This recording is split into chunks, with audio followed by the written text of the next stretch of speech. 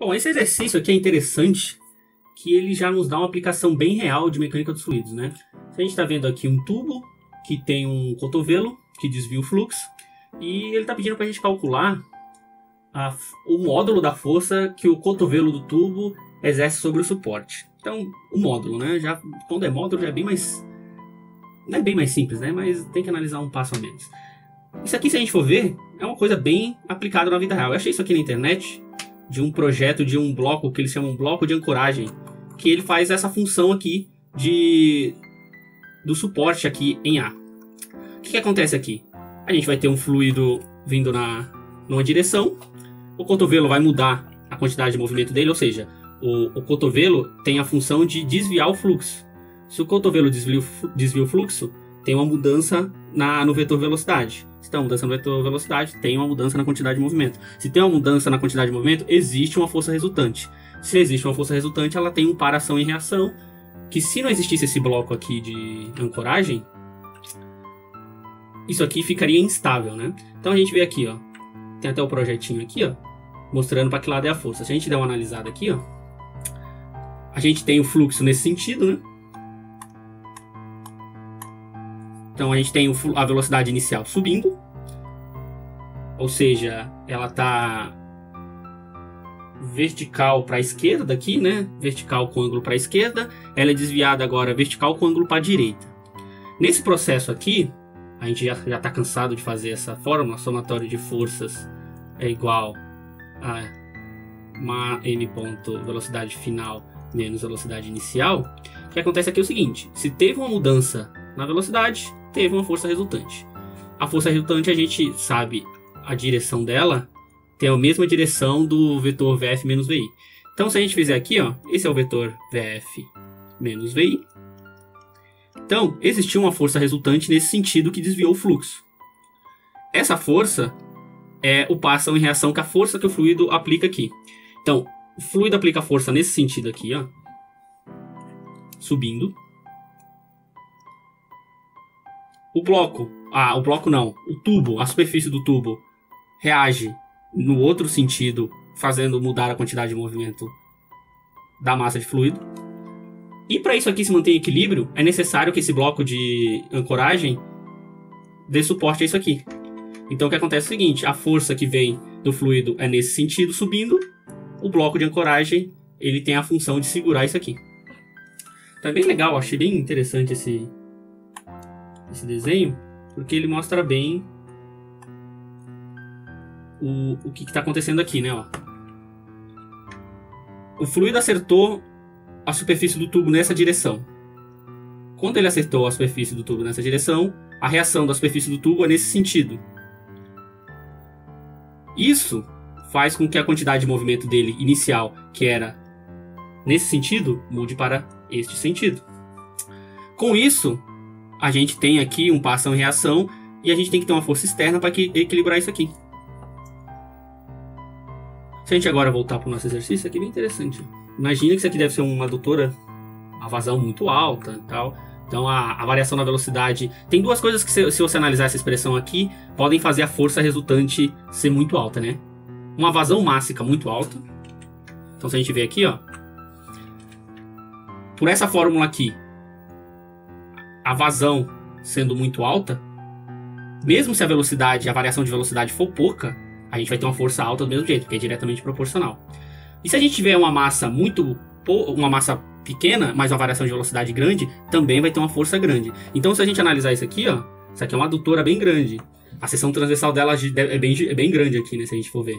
Mesmo assim, numa seção transversal grande dessa, provavelmente a velocidade não é tão alta. Até a gente vê em saneamento que tem alguns limites de segurança para a velocidade de escoamento. Mas mesmo assim, quando esse troço vem aqui, a massa é tão grande que quando ela acerta aqui a superfície do tubo e ela sofre a reação nesse sentido aqui, então aqui é a velocidade inicial, aqui é a velocidade final.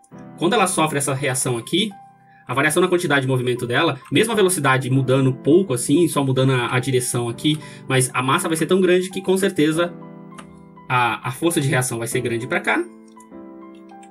Se a gente pensar aqui, vamos analisar só do ponto de vista do fluido, né? O fluido vai aplicar essa força aqui, né? Nesse sentido. a superfície está reagindo com a força igual no sentido oposto. E a função do bloco é justamente anular essa força vindo de fora. Bom, vamos parar de viajar um pouquinho e vamos para a parte chata, fazer continha. Seguinte, esses exercícios agora, cada vez mais o processo vai se repetindo e eu vou colocar aqui como eu resolvo isso. Eu meio que tenho um algoritmo mental que eu sempre bato o olho e já vou fazendo isso. Eu sempre começo verificando os dados de entrada do escoamento. Com os dados de entrada, normalmente eu consigo achar a vazão mássica. Então, esse aqui seria o segundo passo. E o terceiro passo eu dou uma olhada nos dados de saída. Eu basicamente olho o que eu tenho no problema e venho catando tudo isso. Informações de velocidade, vazão, de entrada e de saída. Eu começo com os dados de entrada, calculo a área, depois vou lá, normalmente com esses dados de entrada eu já consigo ter a velocidade em módulo, eu acho a vazão, obtenho a vazão máxima e vou lá na saída. A velocidade, normalmente esses exercícios a gente vai ter que fazer a decomposição, aí eu volto aqui fazendo a decomposição. Então, velocidade inicial, essa aqui é a final, tá? Essa aqui a gente já obtém direto, né? Velocidade inicial é igual a 4 cosseno de 60. Cosseno de 60 é igual a seno de 30. Seno de 30 é meio. Então, 4 vezes cosseno de 60 vai ser 2, né? 2i mais 4 vezes seno de 60. Mais não, menos aqui, né? Ele está entrando negativo, ó. Isso é importante você lembrar. Aqui, ó, vetor do quarto quadrante. Cosseno de 60 aqui, positivo. Seno de 60, negativo. Menos 3,46J. Agora a gente já pode fazer o somatório de forças, né? Então vamos lá. Somatório de forças em X. Somatório de forças em X é igual a 0. Opa, não é igual a 0. Isso aqui estava estudando resmate e fica nisso, né? Somatório de forças é igual a 125,66, que multiplica velocidade final em X, 4. Velocidade inicial em X, 2. Velocidade final menos inicial. Então aqui, somatório de forças em X é igual a 251,33. 251,33.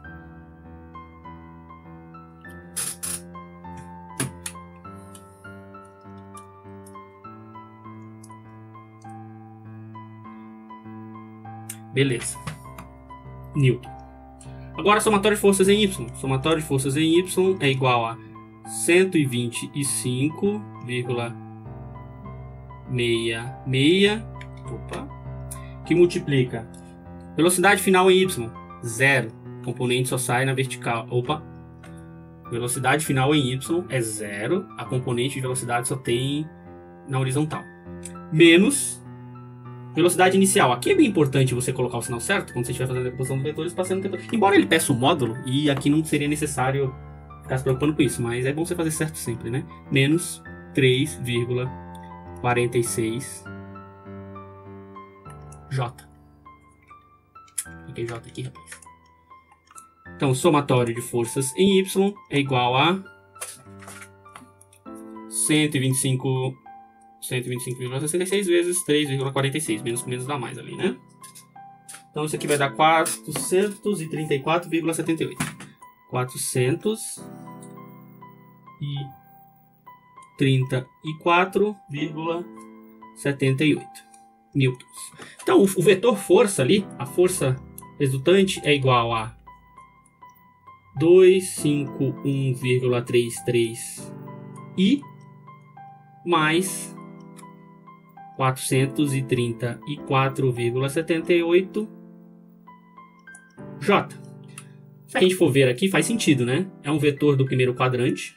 Ó, tá aqui no primeiro quadrante. Se a gente fizesse aqui a análise gráfica, ó, tanto a componente X quanto a componente Y é positiva.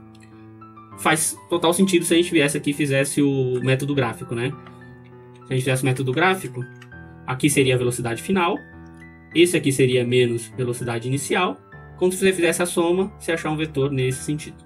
Eu gosto agora de fazer esse exercício nesse método analítico, porque eu não preciso me preocupar muito. Eu consigo, com esse algoritmo meio que enraizado na mente, eu consigo resolver todos eles.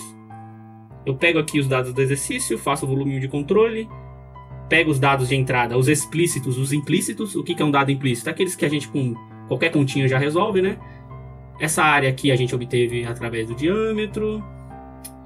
A velocidade eu fiz a decomposição com o ângulo dado. A saída aqui nesse caso, a velocidade é a mesma tanto na entrada quanto na saída, porque não teve mudança na seção. Se tivesse uma mudança na seção, eu teria que fazer um outro cálculo da velocidade através da equação da continuidade, né? Área 1 vezes velocidade em 1, área 2 vezes velocidade em 2, mas não foi o caso. E é isso. Exercício bem simplesinho. Se a gente for ver aqui, o mais legal é você ver essa pira toda aqui de como a coisa a gente estuda, mas o negócio é real mesmo. Tem umas continhas que a gente faz em engenharia que é só pra fazer continha mesmo, mas essa aqui é bem legal, por isso que eu gosto de MacFlow. As paradas têm muita aplicação.